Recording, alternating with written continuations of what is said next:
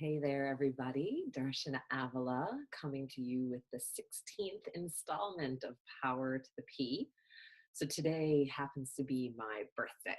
I am 36 years old, and it felt like a great day to really reaffirm my intention for this practice, this month of mindful masturbation, and to reconnect to the essence that I began with. So it was a great practice this morning. Yay! Feeling good, feeling really good, feeling the particular sweetness that comes from that reconnection with the most essential level of things. And when my path into exploring conscious sexuality in its many forms, when that first began, it grew out of my spiritual practice. I had been a yoga practitioner and a teacher for many years, and a deep bhakti practice, which is the devotional practice, lots of mantra chanting and ritual. And I've had my dance with that over the years. Sometimes it's way more prominent in my life, and sometimes I get away from it again. And as with everything for me, there's this titration that happens. There's expansion and contraction. These are the rhythms of nature, and we see them show up constantly in our lives, day in and day out. And so it stands to reason I would have experienced it here with this practice. And I woke up typically early, and I did some journaling, and I read some birthday greetings, which really touched me. And then I sat at my altar and did my full ritual and some additional chanting. And I found myself chanting, which I often do actually, to the divine feminine and divine masculine, like that polarity and that union. So I began with Shiva and Shakti and moved into chants for Radha and Krishna. And if you know anything about the Hindu mysticism, or not, just a quick little primer. Radha and Krishna.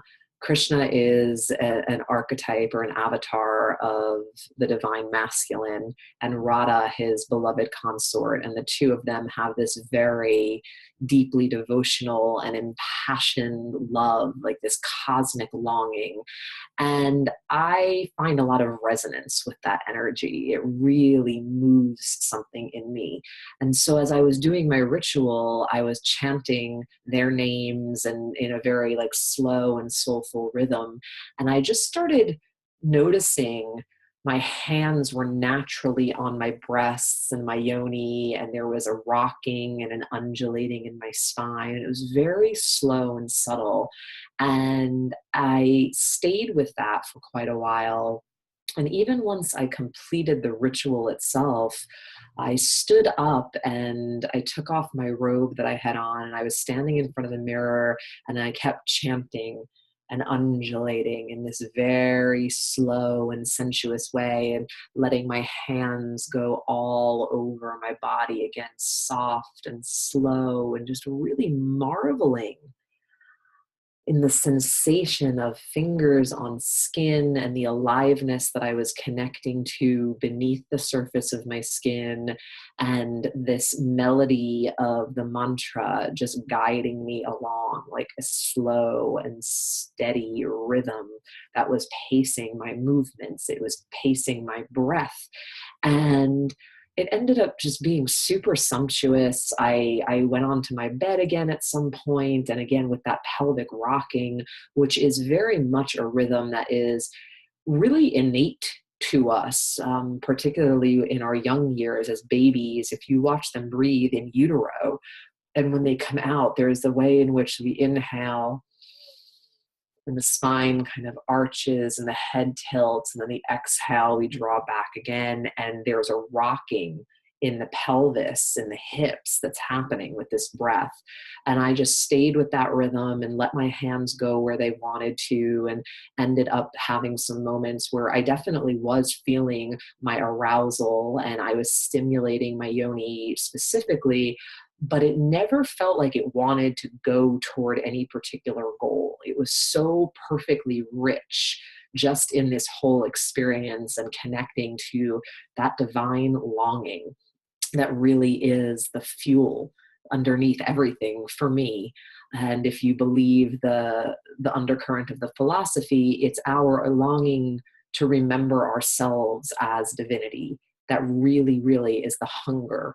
That's the search. That's what we are always constantly seeking for and looking for. And I feel resonance with that. And I often forget that too, and will associate my longing and fixate on very mundane things as we do in this human incarnation. But today it was lovely to just have a time out of time to be in that cosmic awareness and to really come in connection with love. Love of self, appreciating just my own beauty and boldness and bravery, and taking time to acknowledge myself for who I am and this path that I'm walking and the way that I was feeling in my body, which, given that it's my birthday, I'm grateful for that. That was just what authentically arose for me to take time to honor myself like that. So there is my share for today. Love hearing from you.